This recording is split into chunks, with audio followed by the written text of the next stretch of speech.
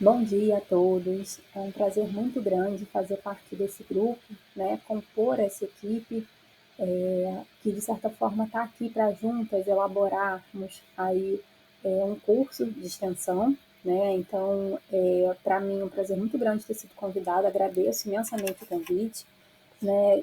Que por um lado é de uma satisfação muito grande, né, que é contribuir de alguma forma para pesquisadores em formação, para ajudar na trajetória, né, de estudiosos que da área acadêmica, que de uma posição em que eu já estive, né, e que também precisei estudar bastante sobre esse tema, como continuo estudando, mas que para além desse prazer, né, desse convite gratificante, também foi de certa forma muito desafiador, né, e explico o porquê desse desafio.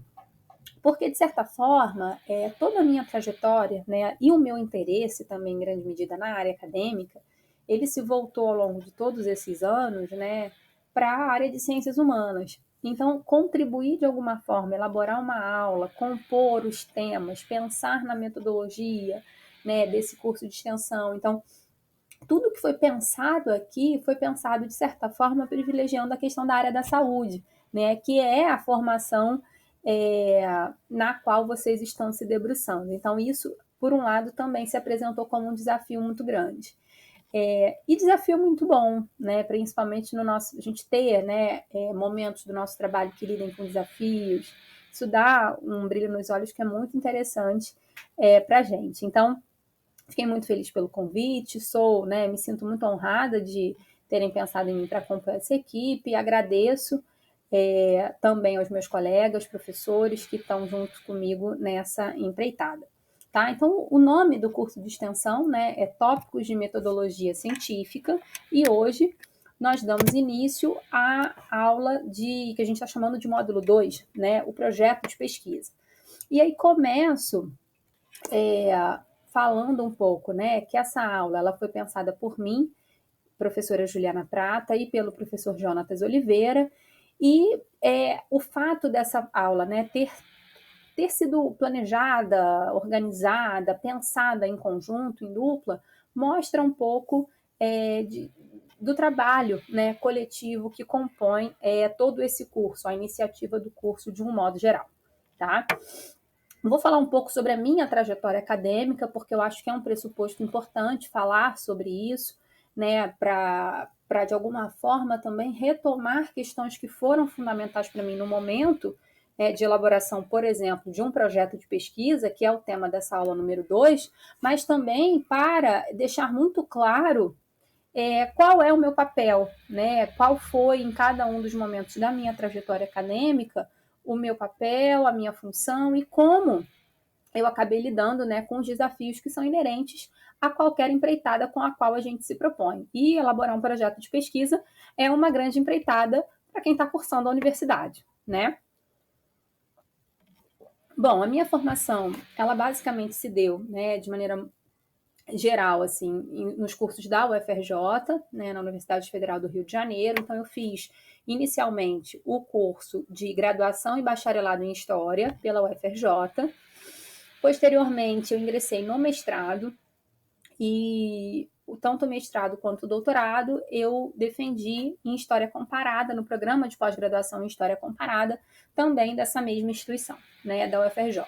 Ao longo da minha graduação, eu me envolvi em algumas frentes, né? Então, eu me tornei bolsista de monitoria dentro do curso de História Medieval 1, e toda a minha especialidade em relação à parte acadêmica, né, a minha especialização, a minha pesquisa, tudo isso tem se voltado para esse tema, né, em particular, para a história medieval. E ainda na graduação, assim, bem no início da graduação, acredito que no terceiro período, se não me falha a memória, eu passei a integrar um grupo de pesquisa, que foi o Programa de Estudos Medievais da UFRJ, o PEN UFRJ, né? Que foi o grande responsável por eu estar aqui hoje fazendo parte dessa equipe. Essa equipe que está coordenando e oferecendo as aulas também são todos, né, colaboradores, integrantes, coordenadores do PEN UFRJ. E nesse sentido, preciso sim fazer, né, essa ressalva quanto à importância do PEN na minha trajetória, porque foi no PEN o local onde eu aprendi a fazer pesquisa. né? E isso eu acho muito importante numa aula como a nossa, de deixar isso muito claro, né? A graduação, ela te traz uma leitura de mundo muito diferente, né? Abertura de horizontes, novas perspectivas, debates de temas muito variados, enfim, é enriquecedor, né? E a gente sabe o privilégio que é isso, ter acesso a um curso de graduação.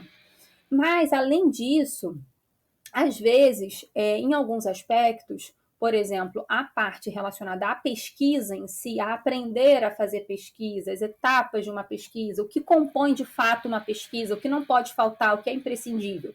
Esses aspectos, às vezes, dependendo da grade, né, da disponibilidade, enfim, de alguns aspectos que são alheios aos próprios alunos, aos próprios estudantes universitários, isso às vezes deixa uma certa lacuna na nossa formação. Né? E eu tenho a impressão que se não fosse esse laboratório de pesquisa, isso também teria acontecido comigo na minha formação.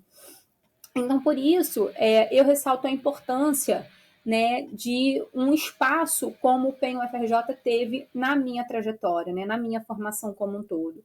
Então, foi lá, né, foi nesse laboratório, nesse espaço, que eu aprendi, né, a importância do trabalho acadêmico como algo coletivo.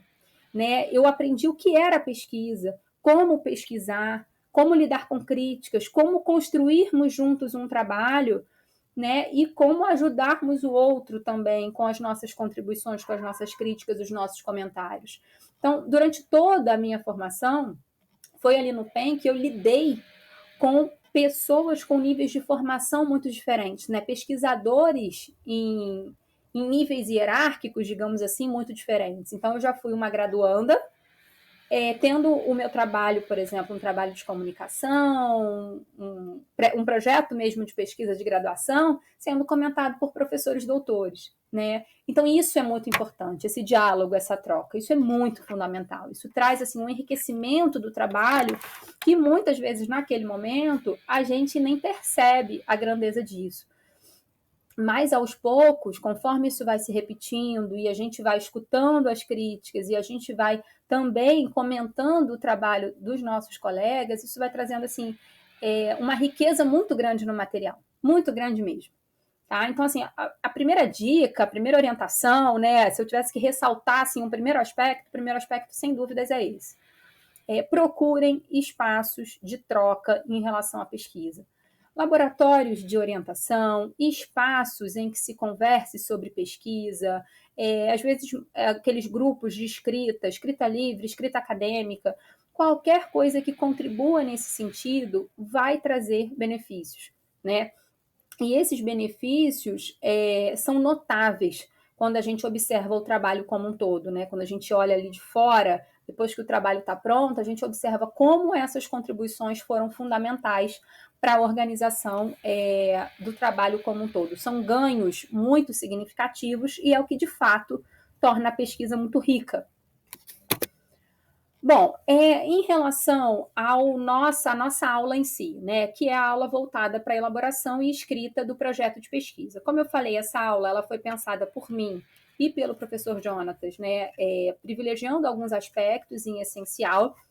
E aí eu trouxe 3 primeiros aspectos, assim, como norteadores, né, para a gente poder, de certa forma, tentar sintetizar o que é essencial para um projeto de pesquisa, e aí não como itens que devem, né, agora não nessa parte, como itens que devem constar no projeto, a gente já vai falar sobre isso, mas nesse momento, pensando em qual a abordagem a gente deve utilizar, né? É importante ressaltar também que na aula número 1, vocês viram cada ponto que compõe uma pesquisa de fato, né? O que é necessário apresentar, discutir, privilegiar para fazer, para compor um trabalho científico. Aqui, de forma mais particular, a gente vai partir para essa temática central, que é a elaboração do projeto, né? Então, é pensar aqui, como nosso objeto essencialmente nessa aula, na materialidade dessa pesquisa, tá? Tendo como norte dessa materialidade o projeto, né? Então, é como se na aula número 1, toda a teoria sobre essa pesquisa ela tivesse sido apresentada, exposta, e agora a gente vai falar de forma mais significativa, dando aquele roteiro mais passo a passo, em relação a como aplicar na prática aqueles itens teóricos que foram vistos na aula número 1. Né? Então, qual a materialidade que a gente quer, onde a gente quer chegar com toda aquela teoria proposta na aula 1? A gente quer chegar na realização, na escrita do projeto de pesquisa. Então, esse é o nosso grande objetivo ao pensar nessa aula de hoje. Tá? E aí, grande parte do que eu vou falar aqui, de certa forma, é muito genérico em relação à pesquisa, a projeto de pesquisa em si. Tá? No caso de vocês, é importante que vocês sempre tenham em mente o direcionamento disso, particularmente para a área da saúde. Né? Então, pode ser que um exemplo que eu dê, uma perspectiva que eu cite, não seja tão aproveitada por vocês por essa questão de diferença em relação à área, tá? As grandes áreas do conhecimento, mas muitas vezes também é possível um diálogo bem bacana entre essas áreas, que às vezes traz uma inovação muito grande em como essa proposta acaba sendo executada, tá? Bom, o primeiro ponto que eu destaquei aí, então, é trabalho gradual, né? Por que um trabalho gradual? Ultimamente, né, em tempos de globalização, redes sociais, internet e comunicação muito eficiente, a gente percebe em várias empreitadas a necessidade quase que de uma fórmula mágica. Né? É preciso fornecer uma fórmula mágica. Então, é possível elaborar um projeto de pesquisa em um mês? Eu consigo escrever o projeto da minha monografia em 3 semanas? Então, eu já ressalto que eu vou um pouco contra essa maré. Né? Eu remo um pouco contra essa maré. É importante a gente pensar que um trabalho, para ser bem elaborado na área de pesquisa, ele precisa ser um trabalho gradual. Né? E por que um trabalho gradual? É primeiro você pensar na temática desse trabalho. Né? Então, dentre todas aquelas temáticas que eu vi nas diferentes disciplinas que eu cursei na graduação, né, nos diferentes pontos chaves trabalhados pelos professores, o que me chamou a atenção? O que mais me chamou a atenção? Qual tema despertou a minha curiosidade? Qual questão, né, se tratando do que eu percebi que há uma lacuna, algo que possa vir a ser preenchido, algo que eu possa ofertar uma determinada contribuição com um trabalho de pesquisa bacana, né? Isso é feito basicamente a partir de um trabalho gradual, né? Eu não consigo fazer isso em 3 semanas. Talvez 3 semanas eu precise só para pensar em todas essas questões relacionadas ao tema, que é ali de onde eu vou partir para a elaboração de todo o projeto, sem contar todos os itens que devem constar nesse projeto. Então, por isso, um trabalho gradual. Né? O ideal é você pensar nisso devagar. Poxa, mas eu não tenho 3 semanas para pensar nisso. Então, pensa 1 semana. Na segunda semana, a gente vai para as outras etapas e, com certeza, né, é preciso amadurecer nesse processo da pesquisa. Isso é muito importante. Tá? Bom, além disso, uma questão também muito importante quanto mais eu penso, quanto mais eu discuto, eu debato, eu trabalho em cima de uma proposta, melhores resultados eu vou alcançar com essa pesquisa. Né? Então, poxa, o cenário favorável seria eu ter 3 meses para pensar na elaboração desse projeto, 6 meses, ou 2 semestres, dependendo do que ali, às vezes, a universidade oferta, mas eu já estou ali em cima do laço, eu só vou ter 1 mês. Eu vou ter 1 mês e meio, então a gente vai fazer o melhor com esse 1 mês e meio. Porque quanto mais eu esmiuçar essa proposta, eu me debruçar sobre essa proposta, eu esgotar as possibilidades dentro dessa proposta, melhores vão ser os resultados que eu vou alcançar com o meu trabalho, com a minha pesquisa. Tá?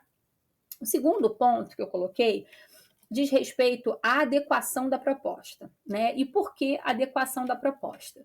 Primeiro, porque a gente está falando aqui, no caso de vocês, em um projeto de pesquisa, um projeto de monografia, né? Dependendo da universidade, chamaria de um TCC. Quando a gente pensa nisso, né, é importante ter como norte, como base ali das minhas ideias, de como eu vou trabalhar, a noção de que trabalhos científicos de níveis diferentes têm tamanhos diferentes. Então, o projeto para um doutorado, ele vai ser composto de alguns itens, né? Ele vai ser de um determinado tamanho, um máximo de páginas.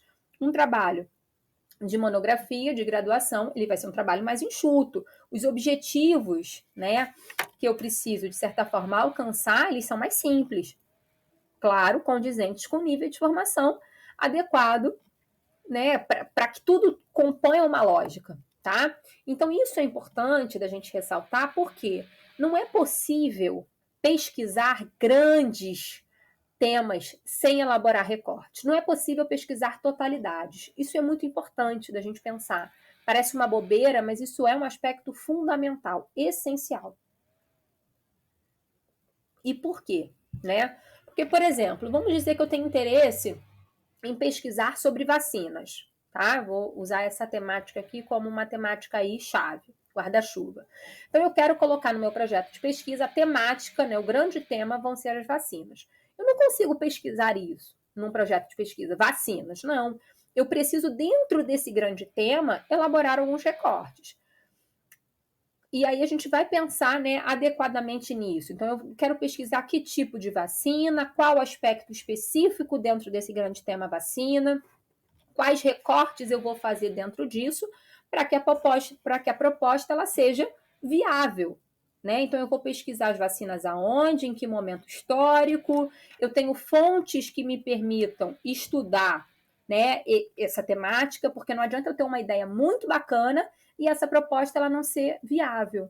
Eu não ter documentos, eu não ter literatura para fazer a discussão, enfim, em algum momento eu preciso fazer esse levantamento, né, da viabilidade dessa pesquisa. Essa pesquisa ela é viável? Ela é adequada?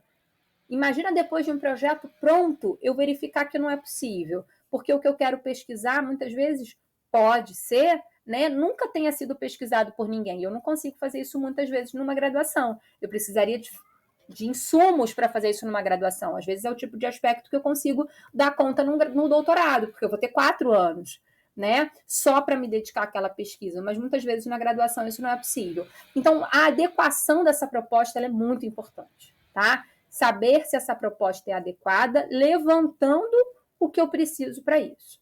E, por fim, um terceiro aspecto que eu coloquei diz respeito à lógica interna, tá? E por que lógica interna? Eu preciso seguir uma lógica do início ao fim da minha pesquisa. O que isso quer dizer, né? Eu não posso começar em um ponto e vagar nos demais itens do meu projeto em outras perspectivas que em nada dialoguem com esse primeiro ponto, né? Poxa, professora, mas o tempo todo eu tenho que, né, eu não posso apresentar perspectivas diferentes, eu não posso fazer discussões? Claro que pode e deve, mas a sua perspectiva, ela deve seguir uma lógica. Então, olha, eu estou apresentando esses 3 pontos de vista diferentes aqui para fazer a contraposição de ideias e no final chegar aonde? Isso é uma lógica, isso mostra uma lógica, né? Então eu tenho que saber aonde eu quero chegar, quais as respostas que eu quero obter, né? Quais perguntas eu preciso responder a partir de uma lógica, e não de modo solto, de modo que as coisas, né, nada conversem entre si. É preciso encadear essas ideias, né? Isso é muito importante, essa coesão que esse material precisa ter. Não é só juntar um monte de coisa digitando no computador. É preciso pensar nessa lógica antes mesmo de trazer isso para um documento no computador, tá? Então, pensar, por exemplo, as questões que eu vou querer responder, quais vão ser os meus objetivos com esse trabalho, qual a minha suspeita de resposta para essas questões iniciais que eu levantei, que ferramenta, que tipo de ferramenta eu vou utilizar na minha discussão, qual a proposta teórica, esses itens todos, né? Então, tema, objeto, objetivo, teoria, metodologia, a gente vai destrinchar cada um deles em breve, mas todos esses aqui que compõem um projeto, eles precisam, de alguma forma, dialogar. Eles precisam seguir uma lógica plausível, uma lógica possível de ser seguida e defendida. Tá? Então, isso também é uma questão essencial para a elaboração e escrita de um projeto de pesquisa que fique bacana. Bom, agora a gente parte para uma parte da aula que diz respeito a questões mais objetivas, tá? Então eu já fiz esse levantamento, eu comecei o meu trabalho gradualmente, eu vi que a minha proposta é adequada, eu já entendi que eu preciso seguir uma lógica. Como é que eu começo a escrever, Juliana? Como é que a gente consegue fazer isso, né? A gente vai começar a fazer isso a partir da escolha, né, de um tema.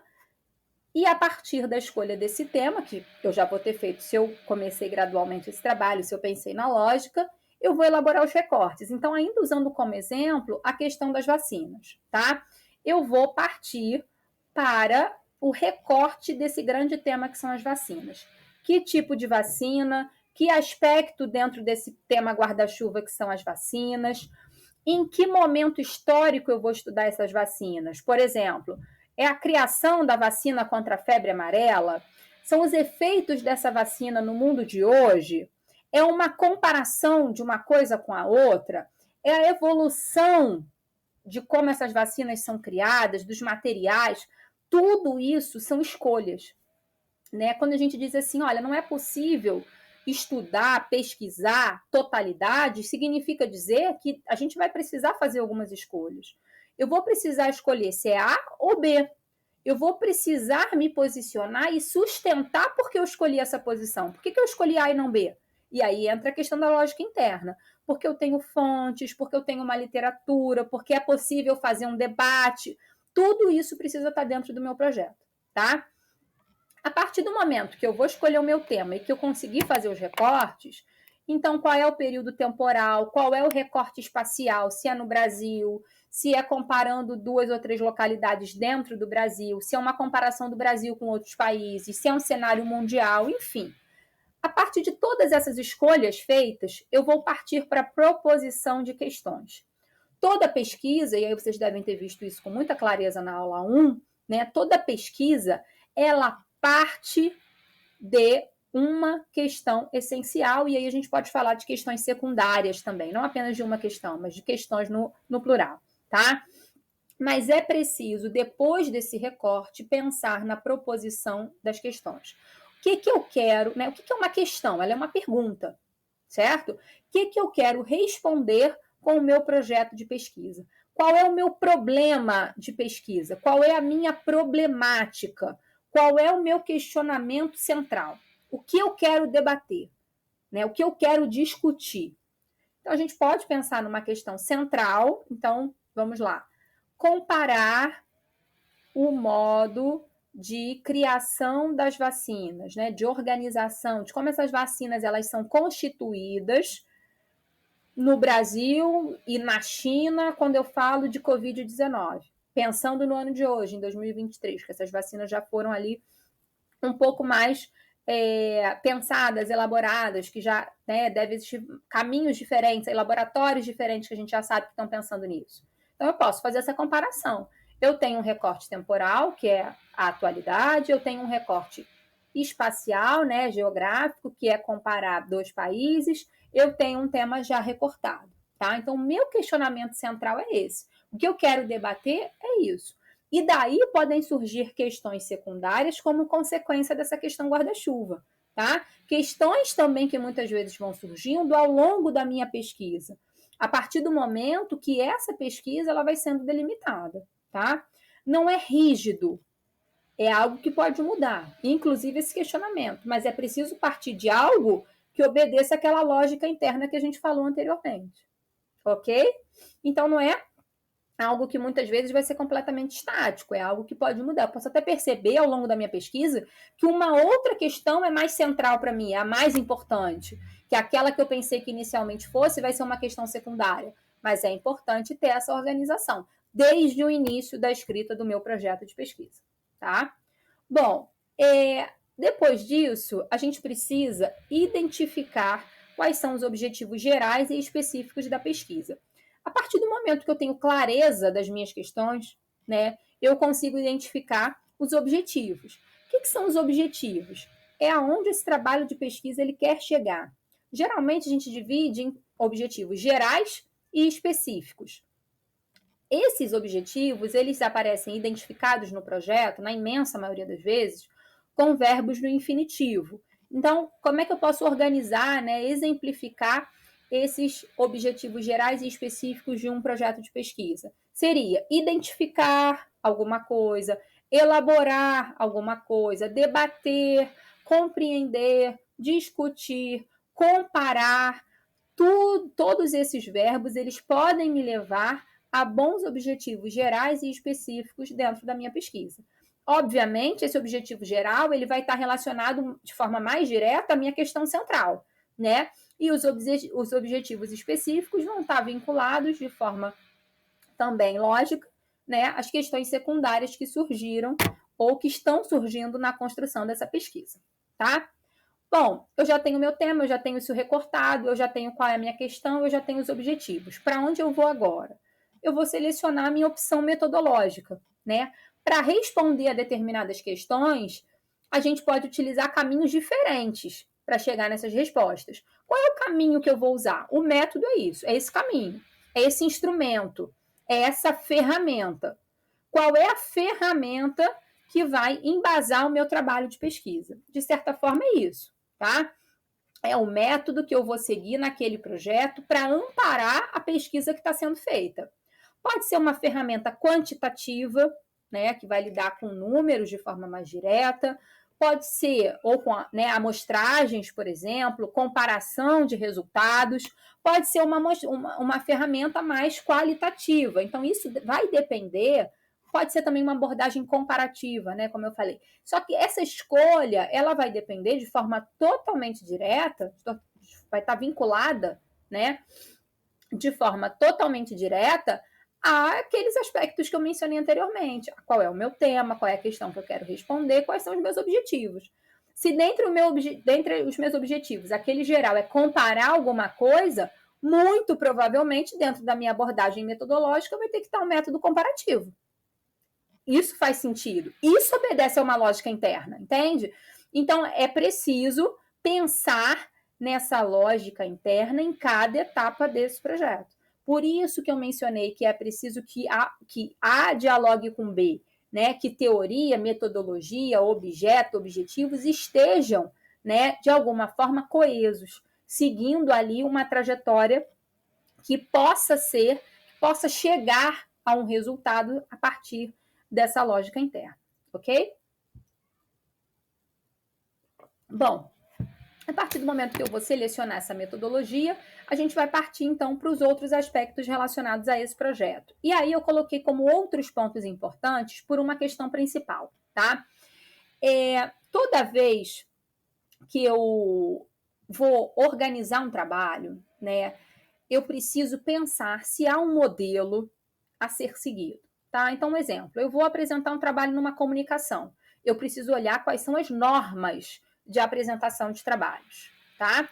Eu vou mandar um trabalho para ser publicado, um artigo, um trabalho num evento em que eu apresentei a comunicação. Eu preciso olhar essas normas, eu preciso ter ciência do que é solicitado. A mesma coisa diz respeito a um projeto de pesquisa. De um modo geral, a gente tem um documento com as normativas a serem seguidas para organização de projetos de pesquisa, seja, né, no site daquele campo da universidade, seja na biblioteca da universidade, né, dentro dos diferentes centros que compõem ali a instituição, isso muitas vezes está organizado. É como se fosse prestar um concurso, tentar uma vaga de emprego, ou, por exemplo, participar de um processo seletivo numa pós-graduação. Há um edital. Nesse edital vai ter ponto por ponto daquilo que é preciso ser feito para que a inscrição seja validada e você possa, né, concorrer a essa vaga. Dentro do projeto de pesquisa é a mesma coisa. Você precisa consultar esse material. Há esse guia na minha instituição? O que compõe? Porque dentro desse guia você vai observar muitas vezes, inclusive, pontos obrigatórios que precisam ter no projeto de pesquisa e, às vezes, outros pontos que são facultativos, que podem ser exigidos ou não. E aí, por isso, eu coloquei aí justificativa e originalidade, tá? A justificativa é aquilo que justifica o seu trabalho. Por que esse trabalho é relevante? Por que a proposta que você está, né, ali sistematizando, ela é importante? Qual é a justificativa disso? E a originalidade, né, vai apontar o seguinte: olha, isso aqui já foi feito? Se já foi feito, esse tema que ele já foi trabalhado de que forma? no que eu estou inovando? Qual é o aspecto que eu estou trazendo de novidade? Então, muitas vezes, esses dois pontos, dependendo da instituição, não são pontos obrigatórios do projeto de pesquisa. Muitas vezes, eles são facultativos. Então, por isso, é preciso consultar esse guia, tá? Esse modelo. E aí, vamos para os outros aspectos, né? O cronograma. O que é o cronograma? É você, muitas vezes, trazer para esse projeto de pesquisa o que você vai fazer e em quanto tempo você vai fazer. Quais são as etapas dessa pesquisa e quanto tempo vai durar cada etapa, tá? Então, isso é importante para que fique muito claro, de forma ali muito objetiva, quais são essas etapas que vão compor de fato a tua pesquisa. Porque cada proposta de pesquisa, ela vai demandar etapas diferentes. Então, isso é feito de forma muito personalizada, de acordo com a proposta em si. E, além disso, muitos pesquisadores utilizam tabelas para a organização desse cronograma. Tá? Geralmente torna ali a coisa muito visual, né? Esse material fica bacana de ser trabalhado dessa forma, de forma ali privilegiando uma tabela, tá?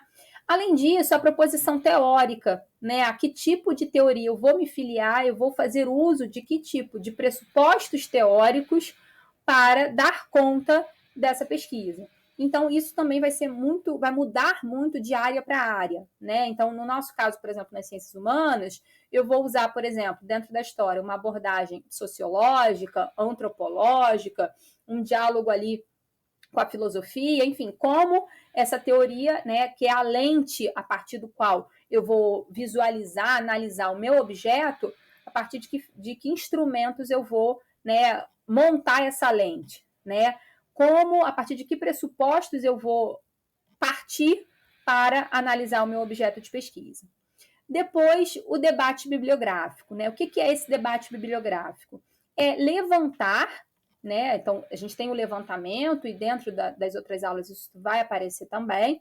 Então, eu tenho o levantamento dessa literatura de pessoas dessa área que se dedicaram a estudar esse tema, que já fizeram esse exercício, eu preciso fazer essa consulta, né? A partir desse levantamento, eu vou fazer então o debate. O que é um debate? Não é trazer parágrafo embaixo de parágrafo que cada um falou. Fulano fala isso, ciclano acredita naquilo. É trazer o debate, né, a contraposição, o diálogo. Fulano fala isso, assim como fulano, que se contrapõe ao ponto de vista de uma outra perspectiva.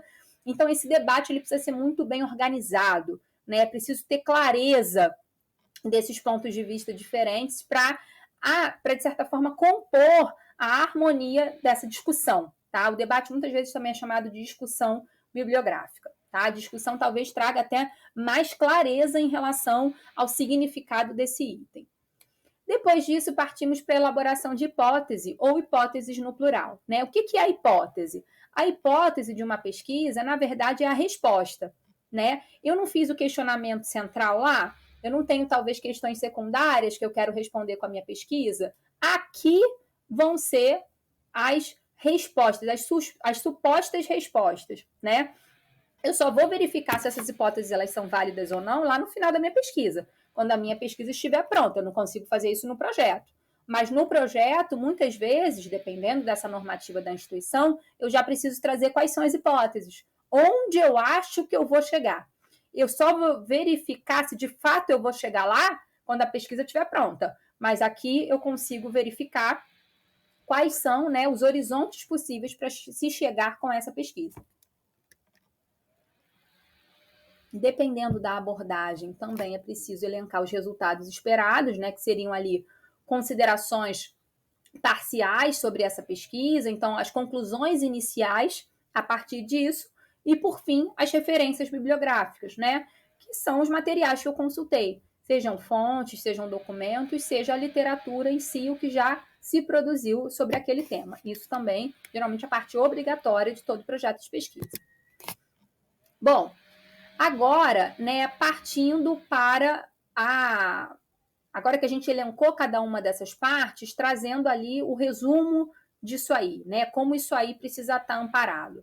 Além da lógica interna da proposta, que eu volto a ressaltar que é muito importante, desse diálogo que precisa haver entre todas as etapas, é preciso coesão, né, clareza.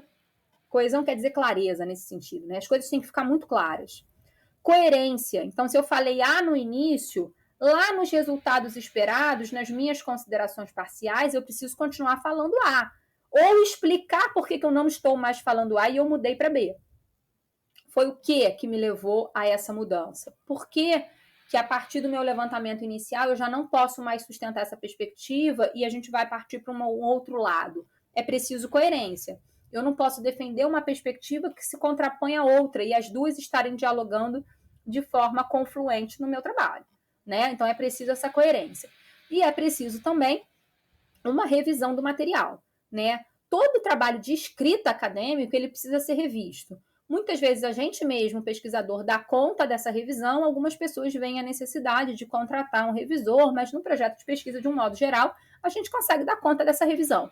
Então, é escrever, muitas vezes é depois que eu terminei esse projeto, deixar isso 1-2 semanas ali, descansando, para quando eu for retomar esse projeto, eu conseguir fazer a revisão ali de forma, né, que a cabeça esteja muito mais fresca, tá? E, além disso, a clareza no que está sendo proposto e realizado. Como assim? Eu preciso saber aquilo que eu preciso deixar muito claro, além de saber, porque às vezes a gente sabe, mas não deixa isso claro no trabalho, tá? Eu preciso deixar muito claro no trabalho o que eu estou propondo, tá? O que eu estou prometendo entregar. Qual é a minha proposta de pesquisa? Isso precisa ser muito objetivo. Isso precisa estar muito claro, para que não haja dúvidas, para que depois na cobrança de uma banca, por exemplo, não surja esse questionamento. Poxa, mas aqui você deu a entender que talvez fizesse isso também. Isso tem que ficar claro.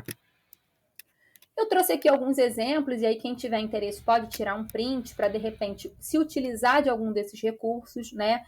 Que a tecnologia está aí também para nos ajudar bastante, para além do que já ajuda, né? Pesquisa em sites de busca, pesquisas diferentes, vocês também vão ter aulas mais específicas sobre isso, mas aqui eu trouxe alguns recursos que podem ajudar na elaboração do projeto, trazendo, né, como eu coloquei aí, questões-chave, busca por questões-chave ou por artigos que vão compor esse debate bibliográfico, a organização de mapas de literatura científica. Então, sabe o mapa mental, aquele esquema visual, né, que diferencia muitas vezes uma temática, uma subtemática dentro da outra, por fontes diferentes, cores diferentes, isso daí organizando as diferentes perspectivas da literatura, né? Então, quem conflui com quem vai se diferenciar de outra abordagem, isso organizado talvez também traga uma clareza muito grande.